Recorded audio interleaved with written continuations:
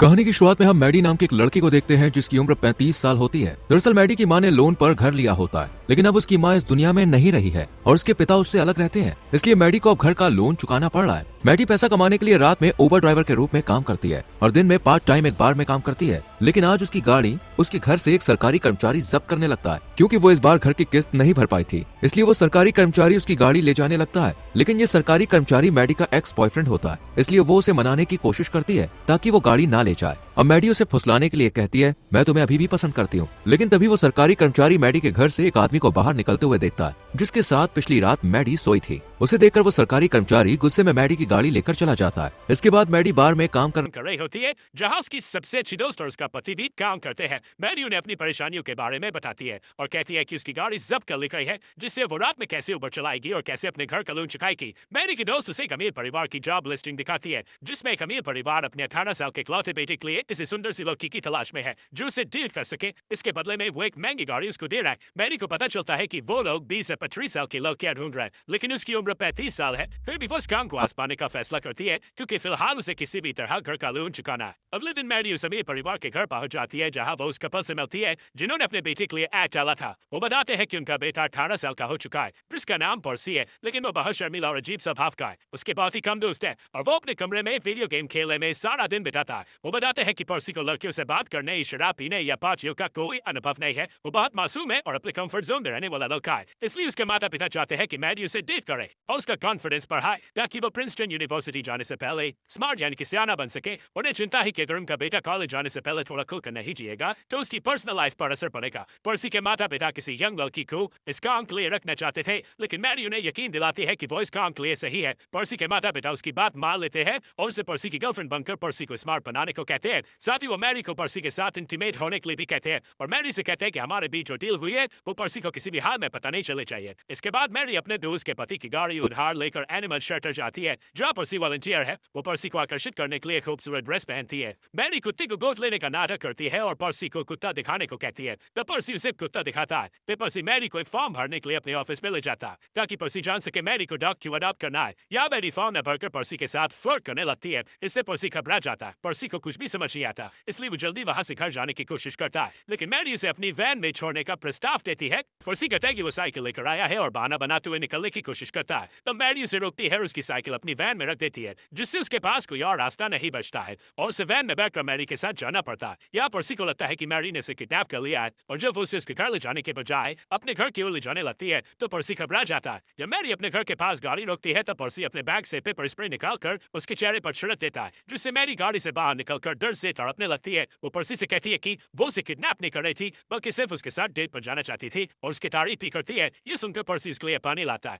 जिससे वो अपना चेहरा और आंखें साफ करती है। पर्सी से कहता है कि वो भी इसके साथ डेट पर जाना चाहता है। रात में मैडी पर्सी को एक बार में लेकर जाती है, पर पर्सी हाफ पैंट पे आया होता है, जिसे देखकर सभी लोग हंसने लगते हैं। तो पर्सी और मैडी बात करने लगते हैं। पर्सी ड्रिंक नहीं करता है, इसलिए वो दोनों जूस पीते हैं। तभी एक लड़का आता है जो मैडी का एक्स बॉयफ्रेंड होता है। वो अपनी शादी की अंगूठी दिखाकर कहता है कि जब से मैडी मेरी जिंदगी से दूर गई है तब से मेरी जिंदगी बदल गई है और मैं काफी खुश रहने लगा हूँ। वो पर्सी को चेतावनी देता है कि वो मैडी से दूर रहे, इतना कहकर वो चला जाता है। मैडी पर्सी को बताती है कि वो लड़का शराबी था, इसलिए मैंने उसे छोड़ दिया। इसके बाद मैडी पर्सी को एक बीच पर लेकर आती है, जहाँ रात के समय कोई भी नहीं होता। मैडी पर्सी को कपड़े उतारने के लिए कहती है ताकि वो समुद्र में नहा सके, लेकिन पर्सी डर जाता है। तो मैडी उसके सामने ही अपने कपड़े उतार देती है और पानी में चली जाती है। मैडी पर्सी को भी बुलाती है। पर्सी से देखकर हिम्मत करता है और अपने कपड़े उतार कर पानी में चला जाता है। वो दोनों कुछ करने ही वाले होते हैं कि तीन नशे में धुत पर्सी की उम्र के लड़के और लड़कियां आ जाते हैं और किनारे रखे उनके कपड़े चुरा लेते हैं, जिसमें उनके बटुए, फोन और चाबियां होती है। मैडी उन्हें ऐसा करने से रोकने की कोशिश करती है और जब वो सामान लेकर जाने लगते हैं तो मैडी बिना कपड़ों के ही पानी से बाहर आ जाती है और तीनों से लड़ने लगती है। तो वो तीनों डरकर उनका सामान वापस दे देते हैं। जब मैडी वापस पानी में जाती है तो मैडी का उनके प्रति हिंसक व्यवहार देखकर पर्सी परेशान होता है और उसे बताता है कि उसे ऐसे लड़ना नहीं चाहिए। मैडी उसे कहती है कि अगर मैंने उनको नहीं रोका होता तो वो लोग हमारे सामान लेकर भाग जाते। फिर मैडी पर्सी के करीब आने लगती है पर वो पीछे हट जाता है, जिससे मैडी गुस्से में पानी से बाहर निकलती है और कपड़े पहन लेती है। फिर वो अपनी गाड़ी स्टार्ट करती है और जाने लगती है। तो पर्सी उसके पास आता है और माफी मांगता है। मैडी उसे उसके कपड़े देती है और फिर उसे अपने घर लेकर जाती है।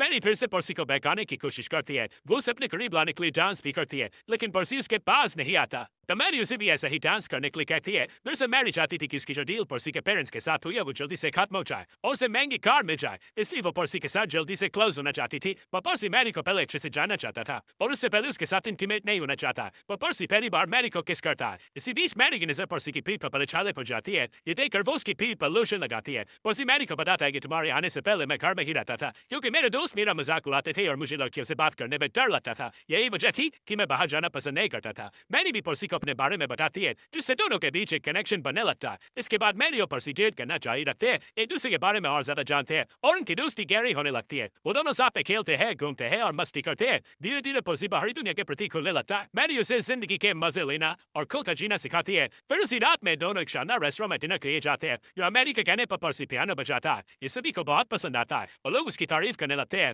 मैरी भी पर्सी की पियानो बजाने की कला देखकर बहुत खुश हो जाती है। इसी रेस्टोरेंट में पर्सी की मुलाकात उसके स्कूल फ्रेंड से होती है जो उसे आज रात हो रही बैचलर पार्टी में इनवाइट करती है और फिर चली जाती है। मैरी उन्हें बातें करते हुए देखती है और अंदर ही अंदर थोड़ी जलन महसूस करती है। इसके बाद मैरी पर्सी को बताती है कि वो कुछ दिनों में ही इस शहर को छोड़कर चली जाएगी। ये सुनकर पर्सी गुस्से में आ जाता है और अपने दोस्त की बैचलर पार्टी में जाने के लिए निकल पड़ता है। मैरी भी उसके साथ कार में बैठती है और उसे रोकने की कोशिश करती है, लेकिन पर्सी अपने ड्राइवर को तेजी से गाड़ी चलाने को कहता है और ड्रिंक करना शुरू कर देता है। मैं पर्सी के साथ मैरी कार से पार्टी वाली जगह पर पहुंच जाता है। पर्सी गाड़ी से उतरता है और मैरी को गाड़ी में अकेला छोड़कर पार्टी के अंदर चला जाता है। पर्सी के पीछे पीछे मैरी भी अंदर जाती है, लेकिन वहां मौजूद लोग सिर्फ पर्सी की उम्र के होते हैं। वो सभी मैरी को देखकर उसे आंटी आंटी कहकर उसका मजाक बनाने लगते हैं, लेकिन मैरी इस बातों को नजरअंदाज करके पर्सी को ढूंढने लगती है। उसे पता चलता है कि पर्सी उसी लड़की के साथ एक कमरे में है जिसने उसे पार्टी में इनवाइट किया था और मैरी देखती है कि कमरे का दरवाजा बंद है, इसलिए वो चिल्लाकर डोर खोलने के लिए कहती है, लेकिन जब वो दरवाजा नहीं खोलते तो मैरी जबरदस्ती दरवाजा तोड़कर अंदर चली जाती है। वहां वो देखती है कि पर्सी उसी लड़की के साथ बेड पर बैठा है, हालांकि उन्होंने कुछ किया नहीं होता।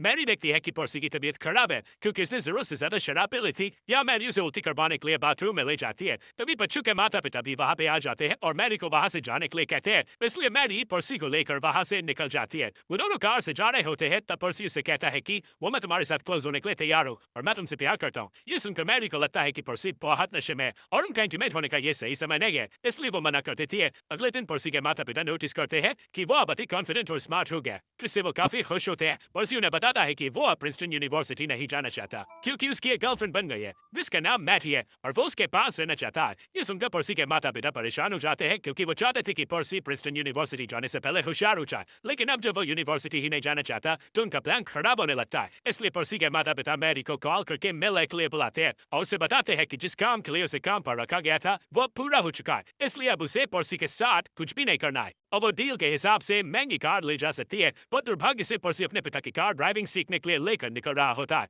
लेकिन फोन कार से कनेक्ट होता है तो वो उनकी बातचीत सुन लेता है, जिससे उसे मैरी की सच्चाई का पता चल जाता है। ये सुनकर उसका दिल टूट जाता है और वो विश्वास नहीं कर पाता कि जिस लड़की को अपनी गर्लफ्रेंड समझ जाता उसे उसके माता पिता ने उसके लिए काम पर रखा था। अगले दिन पर्सी मैरी को अपने माता पिता से मिलने के लिए दोपहर के खाने पर बुलाता है। पर्सी के माता पिता उसके सामने ऐसा दिखाने की कोशिश करते हैं जैसे उन्होंने मैरी को पहले कभी देखा ही नहीं था। पर्सी भी ये जाहिर नहीं करता कि उसे पूरी सच्चाई पता है। तभी पर्सी के पास उसके दोस्त का कॉल आता है जो उसके साथ एनिमल शेल्टर में वॉलंटियर है। पर्सी घर से बाहर आता है और मैरी को दी जाने वाली कार को अपने दोस्त के साथ जंगल में ले जाता। पर्सी और उसका दोस्त मिलकर कार को धक्का देकर एक पेड़ से टकरा देती है, जिससे कार बुरी तरह से क्षतिग्रस्त हो जाती है। पर्सी सब इसलिए करता था कि वो मैरी के धोखे का बदला ले सके। जब पर्सी घर लौटता है तो वो मैरी के करीब आने की कोशिश करता है। मैरी मान जाती है क्योंकि वो सब कुछ खत्म करने वाली थी, लेकिन पर्सी मैरी के दिए धोखे से दुखी होता, इसलिए वो रुक जाता और मैरी से कहता है कि उसे सब कुछ पता चल गया है। उसके और उसके माता पिता के बीच क्या डील हुई थी। पर्सी बहुत गुस्से में होता है और अब मैरी को देखना भी नहीं चाहता क्योंकि मैरी ने उसे प्यार करने का नाटक किया था। मैरी उसे समझाने की कोशिश करती है कि उसने मजबूरी में ये सब किया, तो पर्सी उसकी कोई बात नहीं सुनता और मैरी यहाँ से चली जाती है। उसे पर्सी के माता पिता की दी हुई कार भी मिल जाती है जिसको पर्सी ने ठोक दिया होता। यहाँ पर्सी अपने माता पिता पर काफी गुस्सा करता है और उसे कहता है कि वो उसे अपनी मर्जी से जिंदगी जीने थे। वो पहले की तरह ज्यादातर समय अपने कमरे में बिताने लगता है और वीडियो गेम खेलने में लग जाता है। वो मैरी के किसी भी मैसेज या कॉल का जवाब नहीं देता। उधर मैरी पर्सी के पेरेंट्स की दी हुई कार को रिपेयर करवा लेती है और पैसे जुटाकर अपने घर का लोन चुका देती है। इस खुशी में वो अपने दोस्त और उसके पति को पार्टी देती है, लेकिन उसकी दोस्त उसे बताती है कि वो मां बनने वाली है और इसलिए वो एक नया घर ढूंढ रहा है क्योंकि इससे पहले वो अपने पेरेंट्स के घर पर रह रहे थे। ये सुनकर मैरी अपना घर उन्हें कम दाम में बेच देती है क्योंकि मैरी को अब इस शहर में नहीं रहना था और अब वो कैलिफोर्निया शिफ्ट होने वाली थी। इसके बाद मैरी पर्सी से मिलने उसके घर जाती है क्योंकि उसे उसके लिए बुरा लग रहा होता, लेकिन पर्सी वहां नहीं होता। वो उसके पेरेंट्स से उसका पता लेकर उससे मिलने जाती है, पर पर्सी अब भी उससे बात करने से इनकार करता है। तब मैरी उसे माफी मांगती है और उसे समझाने की कोशिश करती है। आखिरकार पर्सी उसे माफ कर देता है। फिर मैरी उसे बताती है कि वो कैलिफोर्निया जा रही है। ये सुनकर पर्सी उसके लिए खुश होता है। इसके बाद जिस दिन पर्सी प्रिंसटन यूनिवर्सिटी जाने वाला होता है, वो अपना बैग पैक करता है और अपने माता पिता को अलविदा कहता है। कैलिफोर्निया जाने से पहले मैरी उसे यूनिवर्सिटी छोड़ने के लिए लेने आती है और फिर दोनों साथ में निकल जाते हैं। इसी के साथ मूवी खत्म हो जाती है।